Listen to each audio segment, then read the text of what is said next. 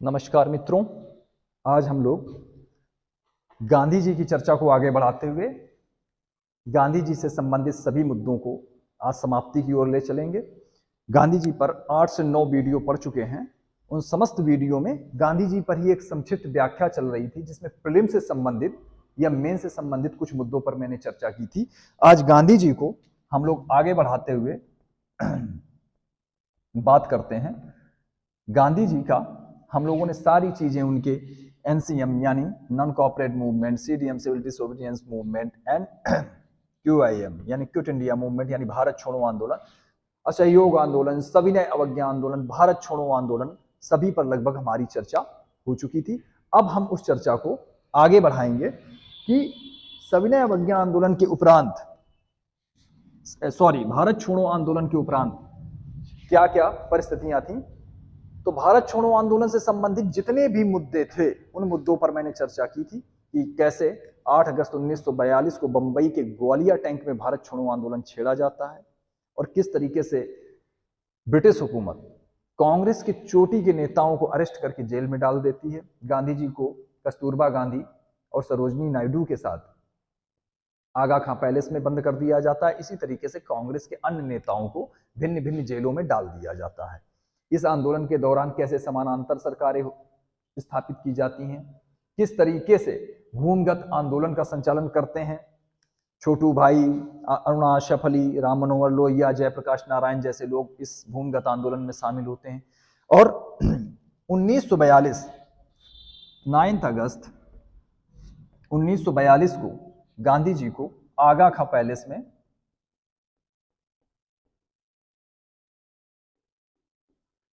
Palace में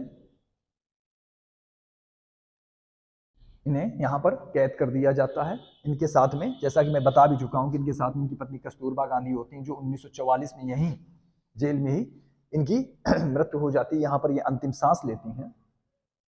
तदुपरांत 1944 में स्वास्थ्य के आधार पर गांधी जी को रिहा कर दिया जाता है। रिहा होने के बाद में परिस्थितियां ऐसी निर्मित हो चुकी थी, जैसा कि हम जानते हैं, इससे पहले चर्चा भी कर चुका हूं कि कई मुद्दों पर कांग्रेस और मुस्लिम लीग की दूरियां निरंतर बढ़ती जा रही थी। और इसी समय, इससे पहले ये जो दूरियां बढ़ने का क्रम प्रारंभ हुआ था, ये 1928 में नेहरू समिति के द्वारा जो संवैधानिक ड्राफ्ट तैयार किया जाना था, वहां से प्रारंभ हुआ था। और 1937 में जो प्रांतीय चुनाव होते हैं भारत में, उस प्रांतीय चुनावों में कांग्रेस पार्टी अपनी 7 राज्यों में पूर्ण बहुमत के साथ जो पूर्ण बहुमत प्राप्त करती है, वो 6 राज्यों में और 7 राज्यों में अपनी सरकार बनाती है। लेकिन मुस्लिम लीग को किसी भी प्रांत में पूर्ण बहुमत प्राप्त नहीं होता है।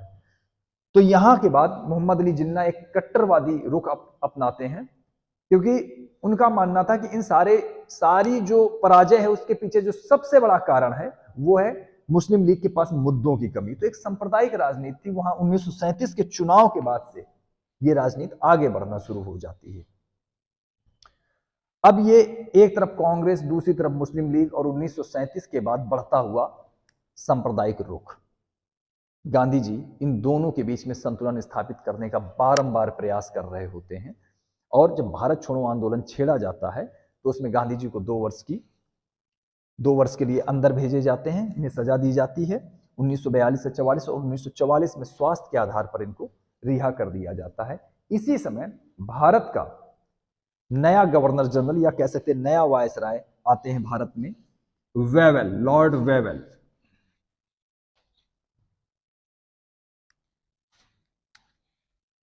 नाइनटीन 1945 में लॉर्ड वेवेल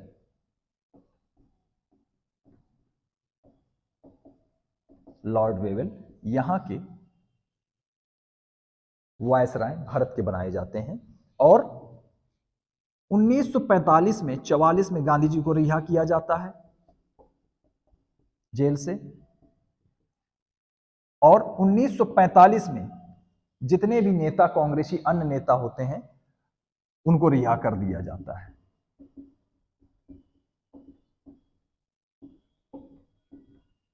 नेताओं को। और यहीं पर 25 जून 1945 को जो वायसराय लॉर्ड वेवेल होते हैं, ये शिमला सम्मेलन बुलाते हैं। और शिमला सम्मेलन बुलाने का मुख्य कारण ये होता है कि भारतीयों को अब शासन संचालन के लिए नियुक्त करना, यानी भारत के शासन संचालन की कमान अब भारतीयों को दिया जाना था। इस सम्मेलन में होता यह है कि कांग्रेस और मुस्लिम लीग दोनों को आमंत्रित किया जाता है और जो प्रावधान लाया जाता है उसमें से 5 सदस्य कांग्रेस के शामिल किए जाने थे और 5 सदस्य मुस्लिम लीग के शामिल किए जाने थे। ये दोनों सदस्यों को शामिल करने के लिए वेवेल तैयार करते हैं, लेकिन प्रॉब्लम यहां पर यह तब आती है जब 5 अपने सदस्यों में से कांग्रेस 2 अपने सदस्य मुस्लिम भेज देती है। तो मोहम्मद अली जिन्ना इस पर गहरी आपत्ति व्यक्त करते हैं और वो कहते हैं कि कांग्रेस को मुस्लिम प्रतिनिधि भेजने का कोई अधिकार नहीं है। भारत में मुसलमानों की महज एक संस्था है, एक राजनीतिक पार्टी है, वो है मुस्लिम लीग। मोहम्मद अली जिन्ना को समझाने का प्रयास किया जाता है लेकिन वो नहीं मानते हैं।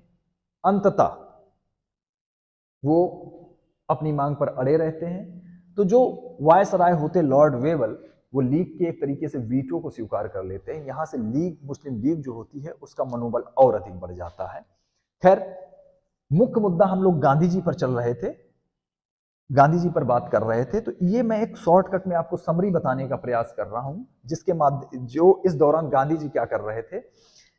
गांधी जी यहां से 1944 में रिहा कर दिए गए थे। वो आए तो शिमला में ही थे गांधी जी, लेकिन यहां पर इस शिमला सम्मेलन जो लॉर्ड वेवेल ने बुलाया था, इस शिमला सम्मेलन में वो शामिल नहीं हुए थे। इसमें कुल 21 नेताओं को, ये प्रीलिम्स का क्वेश्चन है, 21 नेताओं को शिमला सम्मेलन में बुलाया गया था 25 जून 1945 को। लेकिन इस शिमला सम्मेलन में वायसराय को कोई सफलता नहीं मिली, क्योंकि कांग्रेस और मुस्लिम लीग के बीच उत्पन्न विरोधाभासों के कारण इस जो सम्मेलन था इसको सफलता नहीं मिली। अंततः इस योजना को लॉर्ड वेवेल ने स्थगित कर दिया। इस योजना के स्थगित होने के बाद में अब होता क्या है आगे कि भारत में भेजा जाता है कैबिनेट मिशन प्लान। भारत में कैबिनेट मिशन प्लान भेजा जाता है। ये जो कैबिनेट मिशन प्लान है ये भारत आता है मार्च 1946 में। ये कैबिनेट मिशन प्लान होता है और इसमें 3 सदस्य होते हैं। ये 3 सदस्य कई बार पूछे जा चुके हैं। इसके जो पहले सदस्य होते हैं, जो भारत सचिव होते हैं, इनके पद भी पूछे गए हैं। भारत सचिव पैथिक लॉरेंस। दूसरे आपके होते हैं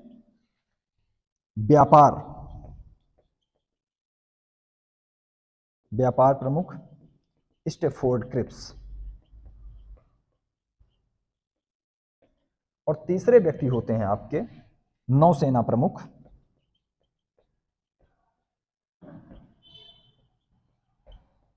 A.V. अलेक्जेंडर। इसी को भारत में कैबिनेट मिशन प्लान के नाम से जाना जाता है। ये कैबिनेट मिशन प्लान आता है और ये जो कैबिनेट मिशन प्लान होता है ये मुस्लिम लीग की पाकिस्तान की मांग को पूर्णतया रिजेक्ट कर देता है, क्योंकि इसका मानना होता है कि अगर यदि भारत का विभाजन किया जाता है तो इससे अतिरिक्त समस्याएं उत्पन्न हो जाएंगी और हिंदू और मुसलमानों के बीच समझौता कराना मुश्किल होगा। एक व्यापक रक्तपात की भी आशंका थी। इसलिए इस कैबिनेट मिशन प्लान में क्या किया कि मुस्लिम लीग की जो मांग थी, मुस्लिम लीग की उस मांग को रिजेक्ट कर दिया और बदले में अपना एक प्रोविजन दिया। प्रोविजन ये देती है, कैबिनेट मिशन प्लान द्वारा जो दिया जाता है, इसका मानना होता है कि भारत को 3 भागों में बांट दिया जाए, उत्तर पूर्वी, उत्तर पश्चिमी और शेष भारत। उत्तर पश्चिम, उत्तर पूर्व व शेष भारत, 3 भागों में इसको बांटा जाए और इसमें से प्रत्येक भाग को अपना संविधान बनाने का अधिकार दे दिया जाए। और जो केंद्र होगा, जो मुख्य विषय होंगे वो केंद्र के पास होंगे, जिसमें से विदेशी मामले,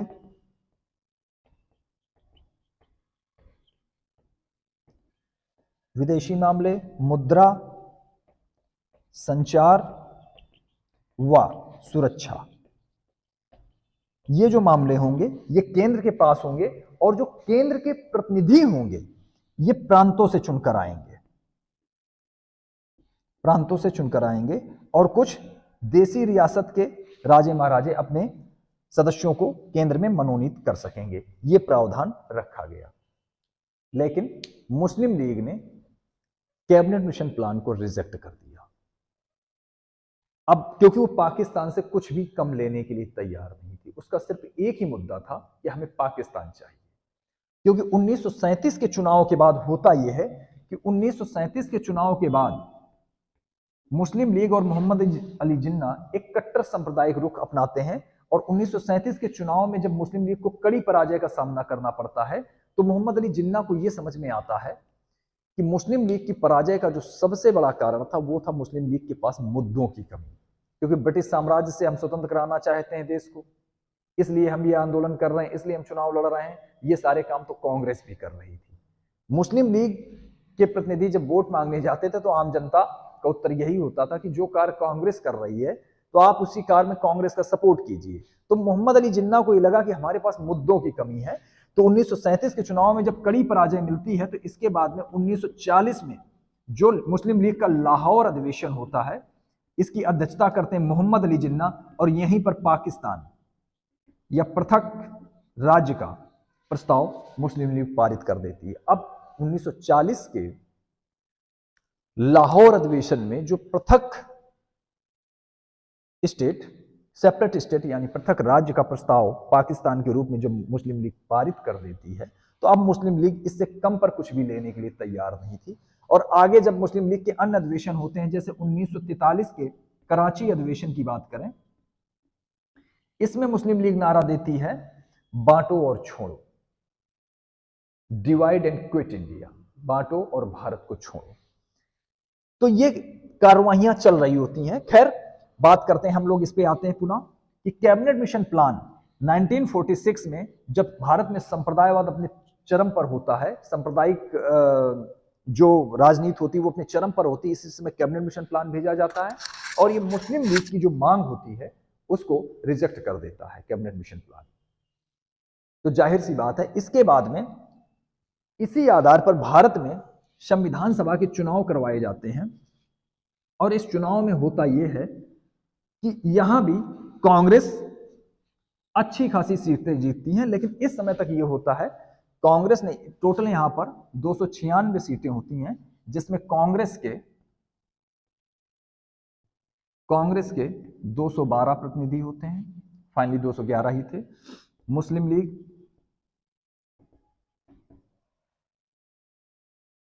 के यहां पर 73 प्रतिनिधि होते हैं, ठीक है ना। इनमें से यहां पर अब यहां पर जब संविधान सभा के चुनाव हो जाते हैं, यहां पर जो चुनाव करवाए जाते हैं उसमें कांग्रेस बहुमत के साथ आ जाती है। मुस्लिम लीग की 73 सीटें थी। तो मोहम्मद अली जिन्ना को यह लगा कि संविधान सभा में हम सदैव अल्पमत में रहेंगे, तो वो इसका बहिष्कार कर देते हैं। और जब बहिष्कार करते हैं तो इसके बाद में अंततः 2 सितंबर 1946 को वेवल आमंत्रित करते हैं पंडित जवाहरलाल नेहरू को अंतरिम सरकार बनाने के लिए। लेकिन फिर से वही बात कि मुस्लिम लीग पाकिस्तान से कुछ कम पर कुछ भी नहीं चाहती थी। तो जब 2 सितंबर 1946 को अंतरिम सरकार बनाने के लिए पंडित जवाहरलाल नेहरू को आमंत्रित किया जाता है, इससे पहले ही 16 अगस्त 1946 को मुस्लिम लीग डायरेक्ट एक्शन डे यानी प्रत्यक्ष कार्यवाही दिवस,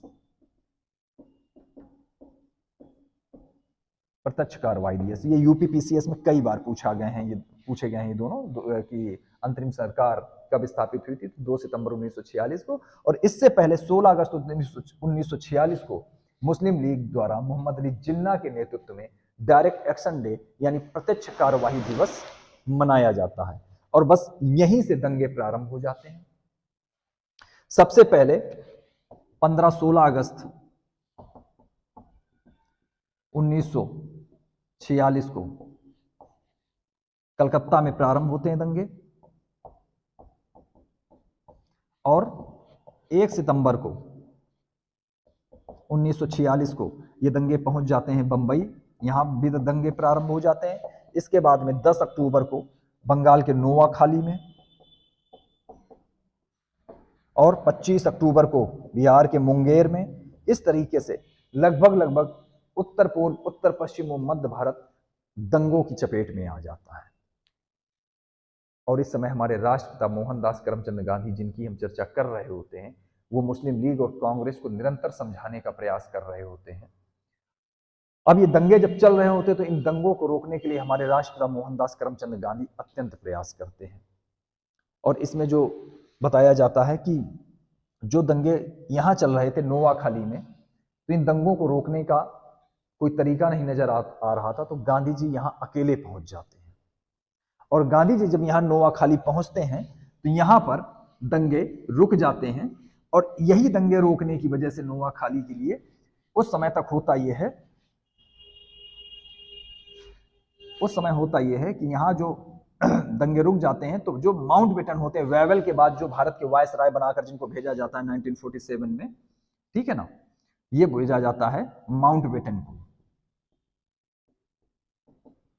बेंटन, लॉर्ड माउंटबेटन को, इनको भारत का वायसराय भेजा जाता है। इन्होंने गांधी जी को वन मैन बाउंड्री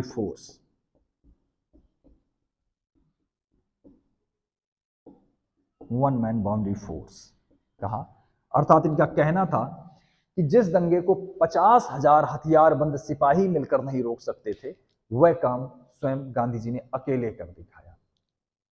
खैर, गांधी जी हिंसा के विरुद्ध सदैव से रहे थे, और जब इस समय दंगे चल रहे थे तो अत्यंत आहत थे, और कांग्रेस मुस्लिम लीग को निरंतर समझाने का प्रयास कर रहे थे। लेकिन जब ये दंगे निरंतर चल रहे थे तो इस समय गांधी जी का अपना वही अहिंसात्मक रोल सभी को समझाने का प्रयास कर रहे थे, लेकिन मुस्लिम लीग और कांग्रेस, और खासकर मुस्लिम लीग में जिन्ना के नेतृत्व में जो सांप्रदायिक रुझान चलता जा रहा था, वो समाप्त होने का नाम नहीं ले रहा था। इसी समय ब्रिटेन में लेबर पार्टी की सरकार आती है। लेबर पार्टी की सरकार आती है जिसमें प्रधानमंत्री बनते हैं क्लीमेंट एटली।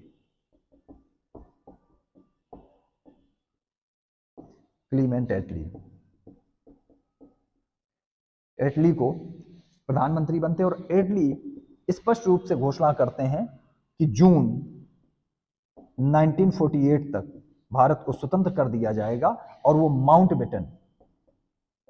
माउंटबेटन को भारत का वायसराय बनाकर भेजते हैं।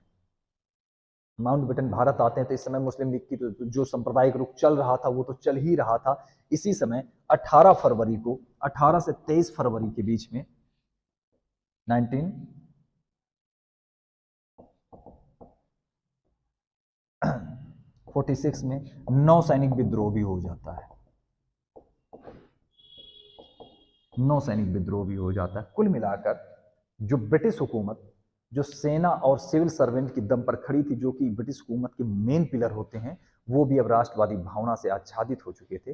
ब्रिटिशर्स भी जानते थे कि भारत में रुकना संभव नहीं है, और वैसे भी इन्होंने 1939 से लेकर 1945 तक द्वितीय विश्व युद्ध को झेला था ब्रिटेन ने, तो इसकी आर्थिक दशा वैसे भी डैमेज हो गई थी, आर्थिक स्थिति अच्छी नहीं थी, तो और नौसैनिक विद्रोह भी हो रहे थे, इधर सांप्रदायिक दंगे भी हो रहे थे। तो ऐसी स्थिति में जब माउंटबेटन भारत आते हैं तो भारतीय नेताओं में से वो मुलाकात करना प्रारंभ कर देते हैं। इसमें सबसे पहली मुलाकात उन्होंने पटेल जी से की थी, इसके बाद जिन्ना जी से, और इसके बाद गांधी जी से, और वो समझाने का प्रयास करते हैं। जब अंततः ये नहीं बात बनती है यहां पर, तो फिर 3 जून 1947 को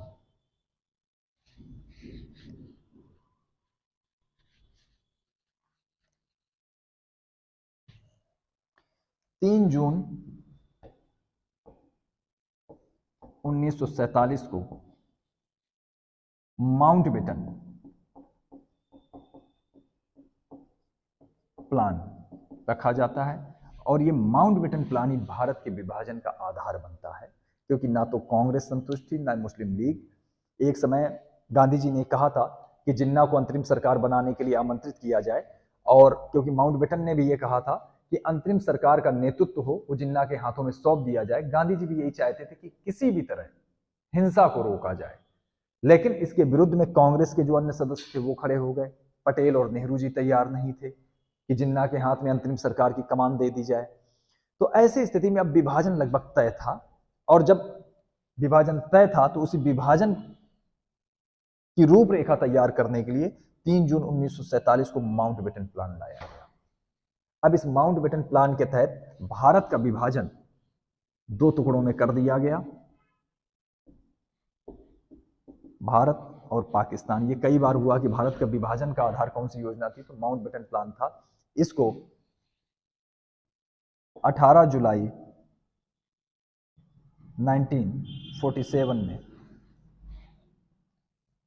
ब्रिटिश पार्लियामेंट के द्वारा अनुमति मिल गई और 15 अगस्त 1947 को भारत को आजाद कर दिया गया।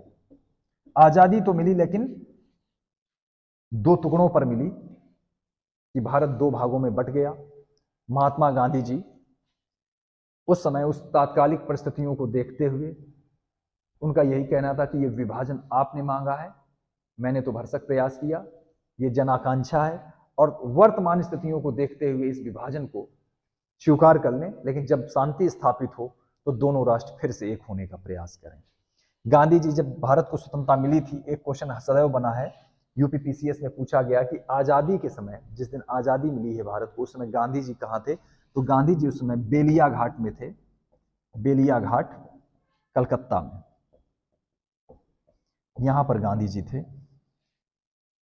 और इसके बाद में होता यह कि बिकॉज हम लोग गांधी जी की चर्चा कर रहे हैं, तो गांधी जी की चर्चा को हम लोग आगे बढ़ाते हुए ये अंततः देश का विभाजन 2 टुकड़ों में हो जाता है। इसके बाद गांधी जी निरंतर इस प्रयास में लगे रहते हैं कि भारत में जो सांप्रदायिक हिंसा चल रही है इसको रोका जाए, क्योंकि सांप्रदायिक हिंसा जो हुई थी मुस्लिम लीग द्वारा, जो प्रत्यक्ष कार्यवाही दिवस मनाया गया था, उसके तहत जो हिंदू मुस्लिम पर आक्रमण कर रहे, मुस्लिम हिंदुओं पर आक्रमण कर रहे, जो एक आपस में हिंदू मुस्लिम के बीच में भाईचारा कायम था, वो भाईचारा लगभग समाप्त हो चुका था, और ये सब कट्टरवादी राजनीति के कारण। तो जो गांधी जी थे, इन्हीं दंगों के दौरान यहां से वहां, वहां से यहां दौड़ते रहे किसी तरह लोगों को समझाते हुए, लेकिन व्यापक रक्तपात हुआ। पेंडेरल मून की एक पुस्तक है, पेंडेरल मून, इन्होंने अपनी पुस्तक डिवाइड एंड विवट, इसमें इन्होंने लिखा है कि लगभग 1,80,000 लोग इन दंगों में मारे गए थे, जिसमें पश्चिम में लगभग 60,000 लोग और 1,20,000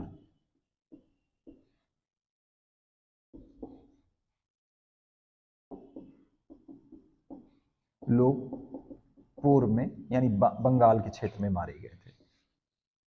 इतनी व्यापक पैमाने पर हिंसा हुई थी। खैर, हम लोग बात करेंगे माउंटबेटन, 3 जून 1947 को माउंटबेटन प्लान रखा गया और ये 18 जुलाई 1947 को 3 जून 1947 माउंटबेटन प्लान, इसके तहत भारत के विभाजन को स्वीकार किया गया।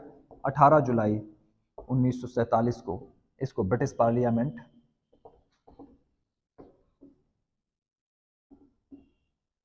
के द्वारा अनुमति मिल गई और भारत का विभाजन 2 भागों में हो गया। इसके बाद गांधी जी निरंतर प्रयासरत रहते थे इन सांप्रदायिक दंगों को समाप्त करने के लिए, शांति स्थापित करने के लिए। इसी समय 30 जून, लगभग विभाजन के 1 साल बाद, 30 जून 1948 को गांधी जी सार्वजनिक जो प्रार्थना सभा होती थी,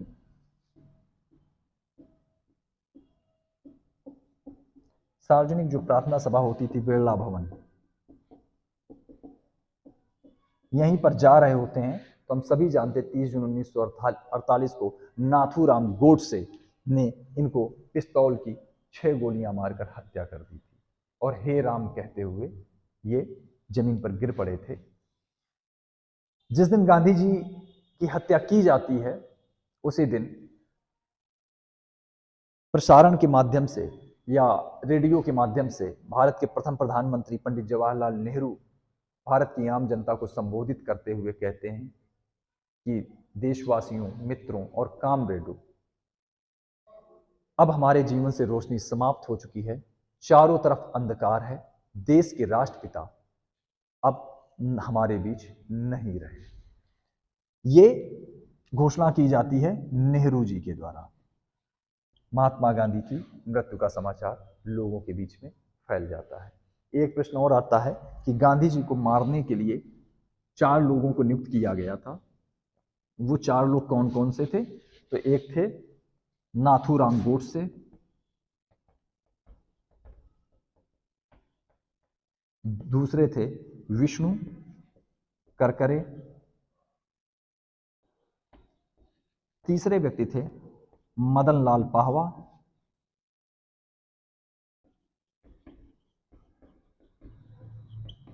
और चौथे व्यक्ति थे नारायण आप्टे।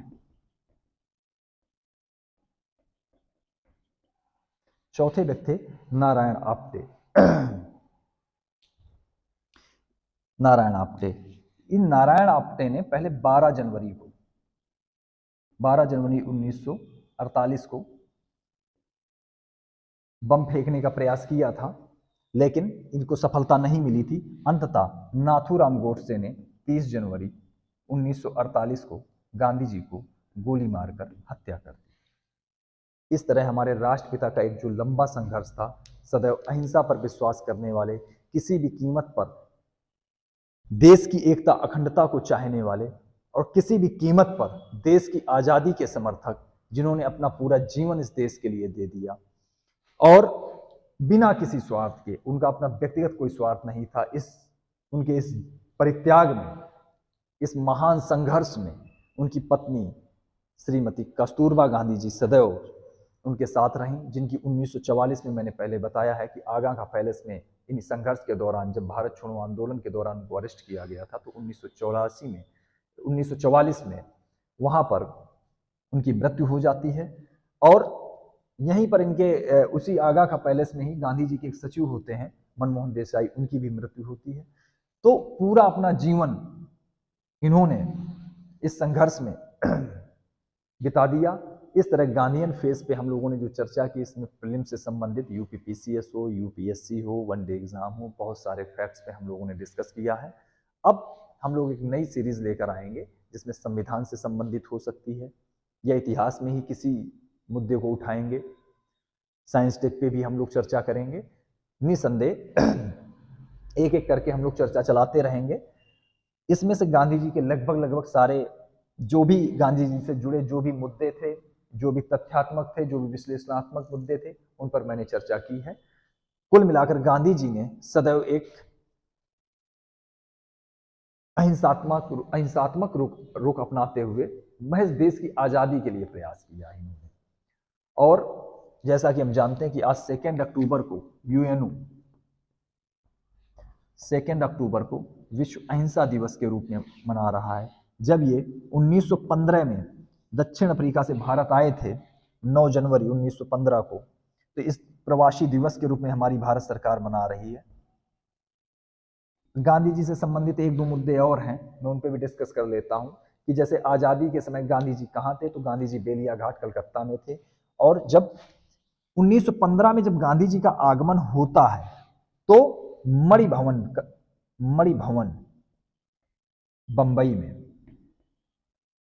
बंबई में गोपाल कृष्ण गोखले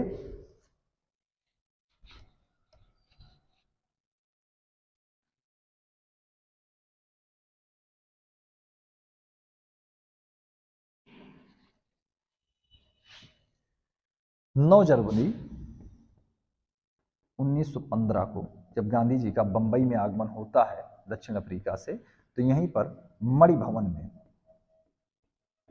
3 लोग इनका स्वागत करते हैं। गोपाल कृष्ण गोखले, फिरोज शाह मेहता व दादा भाई नौरोजी। एक ये आता है।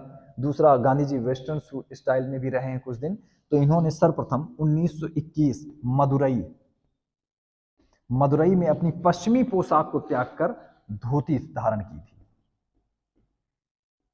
और अंततः लंगोटी के साथ ही गांधी जी ने इस दुनिया से विदाई ली। तो ये मदुरई में हुआ था। तो ये एक दो मुद्दे थे, ये पूछे जा चुके हैं कि आने पर गांधी जी का कलकत्ता के मणि भवन में किन लोगों ने स्वागत किया था। ये था 1921 में मदुरई में धोती छोड़कर अपना वेस्टर्न जो वेयरिंग स्टाइल था और पश्चिमी पोशाक थी उसको त्याग कर उन्होंने धोती धारण की थी। और बीच बीच में कुछ मुद्दे मुझे याद आ जाएंगे कभी, तो मैं गांधी जी से संबंधित मुद्दों पर डिस्कस करूंगा। आज के लिए इतना ही। Thank you very much.